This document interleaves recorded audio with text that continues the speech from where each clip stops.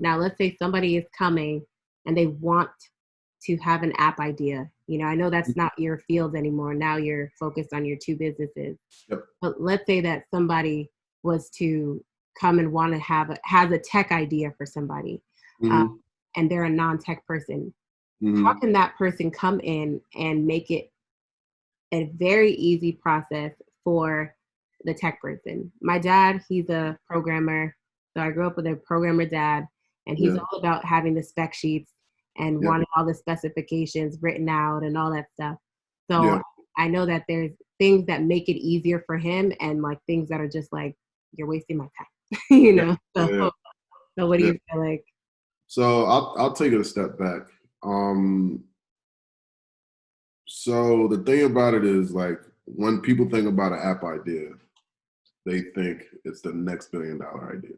Like, I thought about it. The shit is dope. I'm the next Mark Zuckerberg, right? Like, you even start dreaming about it in your sleep, right?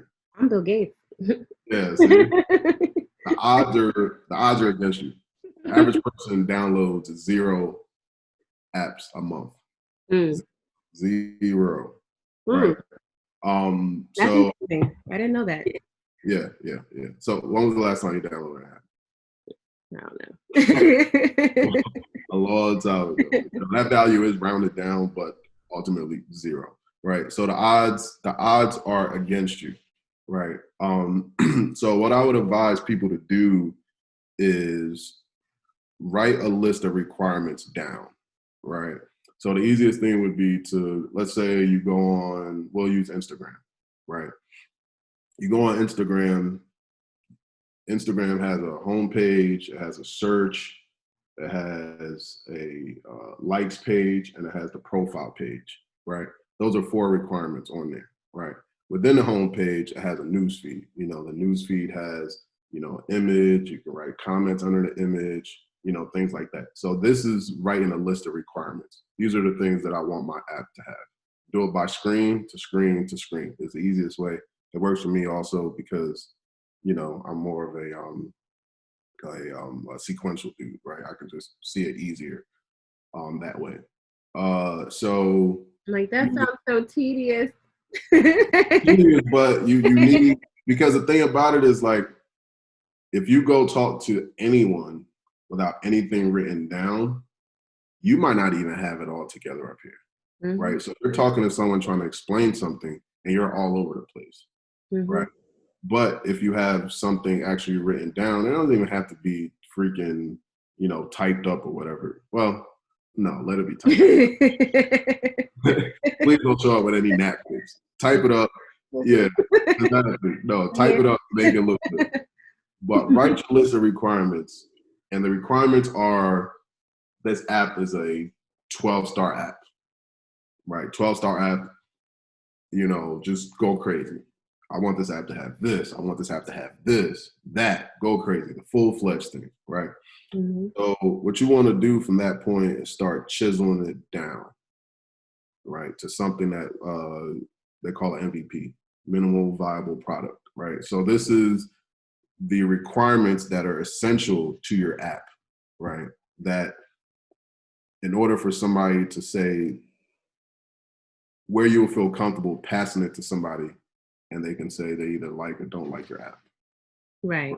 Because you don't want to do too little and hand it to somebody and they say they don't like it. And then you're like, oh, well, no. But if I added this, this, and this, would it be better? No, you want to give them the least requirements that they need in order to understand your app and make a decision. Do I like it or don't I like it?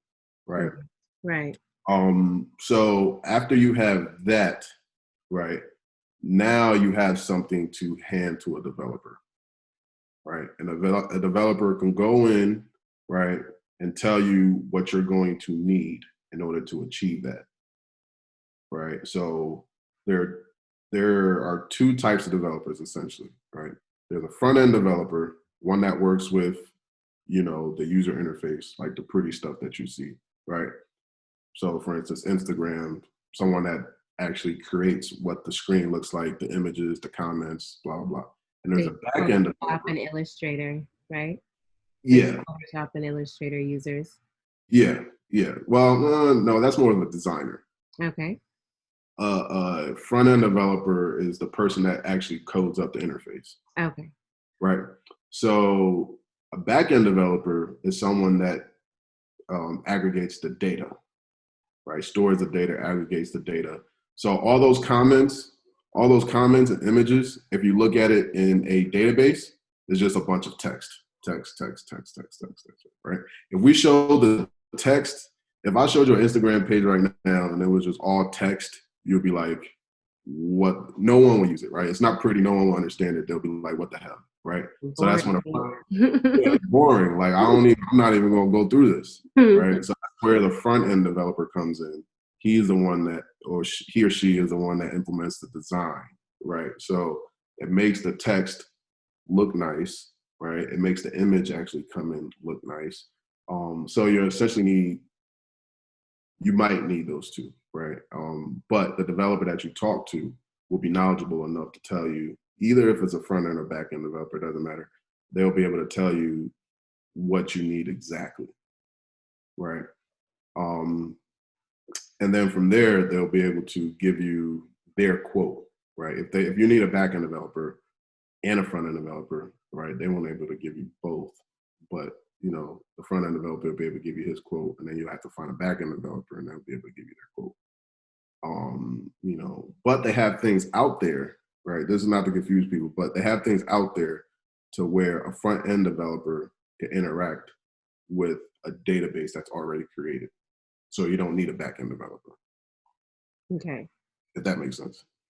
Yeah. So there's kind of like a template that a front end developer can use. Yep. It's kind of like Squarespace. It's kind of like what's the other one? Squarespace. What's the other one? WordPress? Yeah, WordPress. Yeah, kind of like that, where it's done for you. Yeah, you're gonna have to do some work, but a lot of it is there for you. You don't have to customize it from the jump. Or Wix or something. Yeah. Gotcha. Yeah. Okay. Cool.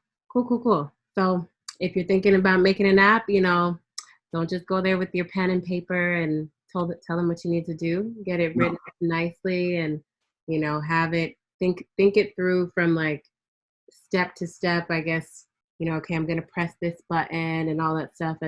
As tedious as it is, it's necessary, and it's gonna make it a lot easier for you because you don't have to keep on going back and forth with the person as much. It's a my thing, it's a vibe, it's a my thing, it's a vibe.